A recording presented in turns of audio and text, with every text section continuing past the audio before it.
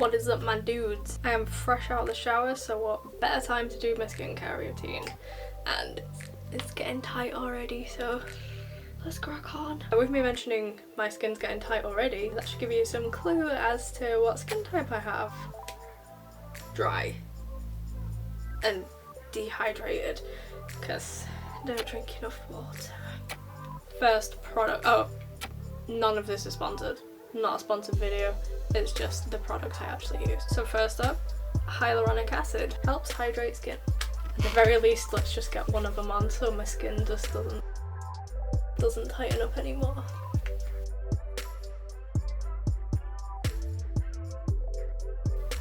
That's relieved a bit of it. Fun fact, it's only more recently that I've had a skincare routine, and this particular one kind of last year. I got in trouble at makeup school for not having a skincare routine, and it weren't great. Next up, polyglutamic acid. Helps lock in moisture. Again, this one it's advertised, I think, is it on the website or is it in the box? Have I got the box for this? I do. On the back of the box says, mix into your foundation to help it blend better and for additional boost of hydration. Only if it's water based though. Only if it's water based. Silicone one, it crumbles. I got a whole thing coming up about that. So what I like about this brand is it's not like cheap, but it's affordable. You know, you're not spending say like 50 quid on one item. An amount of these items would come to that. Being a dyslexic, I severely appreciate on the front of the box here. Think you can just about see that? It breaks down how to pronounce the words. So polyglutamic acid, that's underneath the written thing, and it's on all the boxes. And also it's got on the side the steps in which to do things. So that's super helpful, especially when these are like, you know, there's several different... Hello? Hey camera, could you focus on me for the back, please? Come on, dude, do it. Okay, we're back in focus. As I was saying, yeah, with there being kind of many products as opposed to just one, it's really helpful having the steps on the side of like which order to do things in, especially if you're just getting into this. And like, honestly, I haven't done any formal training in skincare like beauty therapy or anything like that. So even for me, this is like super helpful. And then inside the box, it has like a recipe as such, as in like other things to pair it with, but also on the website there's like, you know, you can find that out, or just Google what you should be doing for your skin type. A criticism I do have though is that usually I do my skincare without my glasses on, and my eyesight is -10. So you can imagine what I can see. So I tell products apart by feel, mostly. So yeah, I can tell these are different, but these are exactly the same kind of bottle. So I can't just grab it and feel it, it's just that I usually have them in certain positions so I can just pick it up and go through. So if there was like some sort of feel marking on it of what the product was, that would be even better, especially for people who are actually blind or worse eyesighted than what I am. So it's usually a case of I go like this, but I've got contact lenses in right now, which is weird considering it's nearly midnight. So yeah, polyglutamic acid, Lego. I apply it down my neck as well. So I find that, I'm not sure if it's just, is it age or is it because, you know, I used to be a lot more overweight than I am right now. So I find this part, I am a bit conscious about it, because I'm like, is it loose skin or is it just I'm getting old now and wrinkles are starting on the neck? So I find putting all the skincare routine on here too helps prevent that. Also around my eyes, especially this part, it's not so much for me, it's more dehydration lines than really bad wrinkles or anything. That's burning me out, wow.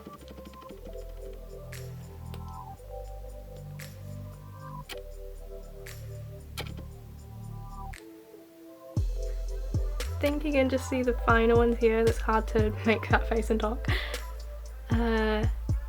Yeah, these are more like dehydration lines, the finer ones that are kind of down the cheek there.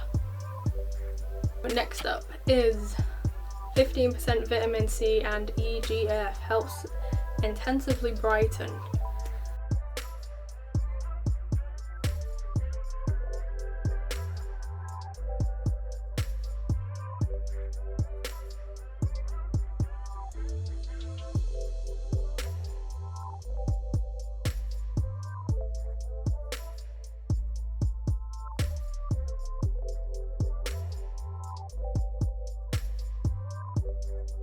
So I started using this because of my under eye bag. Plastic surgery is something I've never wanted, honestly, but I find it incredibly intriguing. And I was watching a surgery video and it was to do with like under eyes and tear trough filling and stuff like that.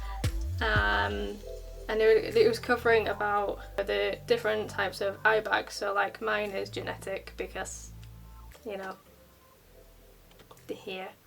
There isn't much around here. It's like the skin is kind of on the bone kind of thing. There's not much under it. It's very thin skin under my eyes, and also I have blue pigment, so it's safe to say I think that mine are like vascular and genetic. Which I will link the video below of what I watched, because yeah, I can't remember right now and I haven't written anything down on it. But basically it was like something that can help it is vitamin C and caffeine eye cream.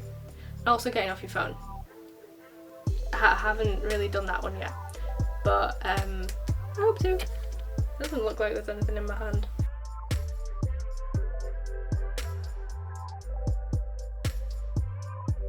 I use 2 eye creams. One is a retinol eye cream and the other is a caffeine eye cream. The retinol one you are meant to only use at night, use before moisturiser, use around your mouth, avoiding direct contact with lips as a targeted treatment. So this is to help fine lines, aging, all that jazz. Get some of that on.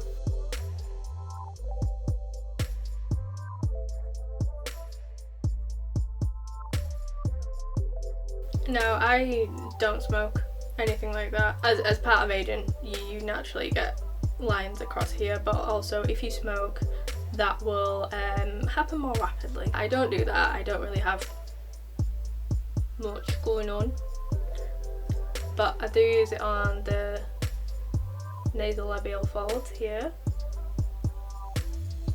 and just sweep it across. Also on the glabella, on the, as they call, 11s. Heck, just drop the lid. Again, this isn't a really kind of deep line for me, but you know, prevention is cheaper than Botox. Or is it filler? It's filler for that one, isn't it? Or is it both?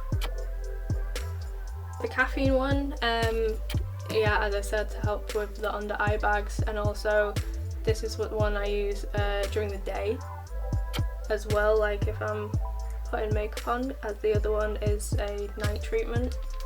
It's a night treatment because if you're using retinol, it makes your skin more sensitive to the sun. So it does advise not having direct sun exposure and using SPF, especially with the other retinol thing. I used to use it, but it kind of hurts. Well, not hurts, but what's the word? It can feel a tad sore on my skin. That's where apparently using niacinamide before retinol helps keep irritation down. Irritation was the word I was looking for. Also, as I've forgotten it already, as I just always do, apple cider vinegar acid peel. This is the exfoliator I use. It advises it like twice a week, and you can also use it on other blemish prone areas including your back and chest. We advise that prior to exposure to sun you use a sunscreen immediately and up to 7 days after. So it's just one of those ones where it's like, be careful with your skin. But also with this one as well, it advises not using retinol after you've used it. So again, I would use the caffeine eye cream, and I used to skip the retinol part when I was using that before. So now, peptide moisturiser. This is anti-aging. Yeah, helps reduce the signs of aging, and because I've used like the hyaluronic acid and polyglutamic acid, it helps draw this into the skin better apparently, which as a dry skin person, that is what I need. It might look like I'm really, you know, my skin, but I'm not. I'm just gently sweeping it over and panning. Also, if I feel like I have too much left over, I wipe it in my hair sometimes. Well, it's drying now, but if it was wetter. I like nice and shiny. For lips, as far as I know, they don't do a lip balm. I haven't seen it in stores at all. But I was buying the big version of this hand cream, which is the Kiehl's Ultimate Strength Hand Salve. I used to use this when I was working in a hair salon, and honestly saved my hands a lot. So yeah, that is honest to god my favourite hand cream out of all of them. I worked in a luxury makeup store pre-COVID. There was plenty of testers of things, so I literally tried every hand cream in the place, and that is the one that worked best for me. So yeah, anyway, I bought the big one of that, and I got this lip balm for free, essentially, because I'd, you know, signed up to the member thing. So yeah, it worked out free, which is great. So this is a Kiehl's lip balm. It does have lanolin in, which typically I avoid, but it's winter and honestly it's been a great help. So, fun fact about lanolin. Lanolin is the byproduct. It's when you boil up sheep wool, the fat that is left, that's lanolin. That's what is used, and especially if you don't use products that contain it normally, like I do, I think it's quite an obvious smell, and that's why a lot of products that it's used in are quite heavily fragranced, because, you know, it's got quite a animal-y farm smell. Also, if you have pet allergies, it might be one to avoid, because that can irritate your skin. Like it did happen once with an actress now. She'd got this, it was like a high-end bougie kind of thing, and she noticed that her skin was breaking out and stuff like that, and so I asked her, like, do you have pet allergies? Has it got lanolin in? And yeah, I think that did actually turn it out to be what was kind of the issue, because she wasn't having any skin issues before. So it is one of those ones which, like, you know, if you're vegan, you're not going to want to use it, but also if you have like pet allergies, something like that, allergic to wool, you might want to avoid it. Interestingly enough, I can't wear wool on my skin, but I don't have any issue with this, like in a lip balm. It's alright. It is a high, is it called a humectant or something? You know, it's like, it's oily, it's moisture, it's just one of those things. It is in a lot of products, but you can get it where it doesn't have it in. All of this skincare stuff doesn't have it in it, have any of it in. So another thing about my skin in particular, what I eat directly affects it. Like, yeah, literally 10 years ago now, I used to drink a lot of milk. And when I say a lot, I mean I could easily drink 4 pints in a day to myself. Whereas now, I can't drink it like at all. I have IBS, but also I find that it really blocks my nose up badly, to the point of, like, sorry to just mention nose, and I'm like, when I eat dairy, it can really like clog my sinuses like super bad, so I avoid it as much as possible now. So I have a video, I can't remember when it's from, but I did find it recently, of showing how bad my skin had gotten because I was eating like trigger foods essentially, and I broke out on my chest. Like I know if I'm eating stuff I shouldn't be by if I've broke out on my chest or my back. Odd ones on my face pop up, but yeah, it's heckin' bad if it's on lower down. And then in comparison, I've got some photos from when I was eating really good, like really good, and my skin was super clear. I think honestly the clearest it's ever been. There was no blemish.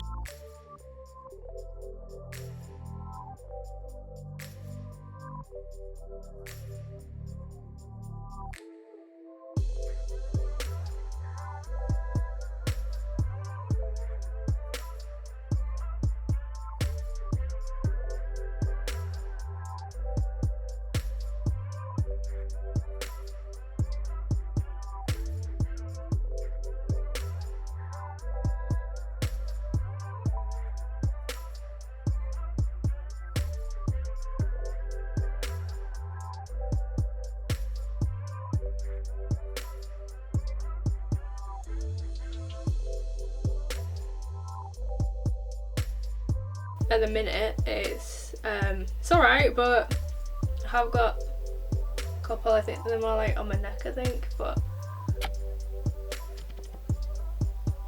for the most part my skin's pretty clear, but it could be better. I think a lot of people when it comes to skincare forget that what you put in does affect what is on the outer. You know, by all means I'm not telling anyone to overhaul a diet or do this or this, like, you know, like, no, but just perhaps be a bit more mindful of, you know, what you do put in does affect what's on the outer. In short, I do try and eat the things right for me, as in with my IBS condition, and avoid the trigger foods as much as possible because it does affect my skin.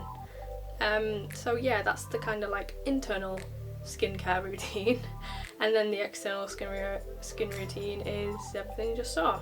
And the face wash cleanser, I put it in a video I did about the Nana's Daughter stuff, this what shampoo I use. I get the cleanse bar from there and I love it, and honestly it really helps with keeping my skin looking amazing and helping reduce blemishes and stuff like that, and I would recommend it, especially if you have like sensitive skin, as I do seem to have. Everything I use, nothing irritates my face at all. Even the acid peel, it's slightly tingly, but it is meant to be like that. It's nothing where I'm like, oh my god, it's burning, get it off my face. Like, say, you know, some sheet masks for instance, I noticed there's some that say if you're allergic to plaster, don't use. So I'm like, haha, I'ma just stay away from that. I don't want to, you know, have this thing all red. So yeah, hopefully you enjoyed this, and it might be helpful if you also have dry skin. I think there's enough resources online, especially since the pandemic and stuff, of you can just Google what's my skin type or skin type calculator, you know, those kinds of things, and find what is best for you. But yeah, that's my routine as a dry, dehydrated person.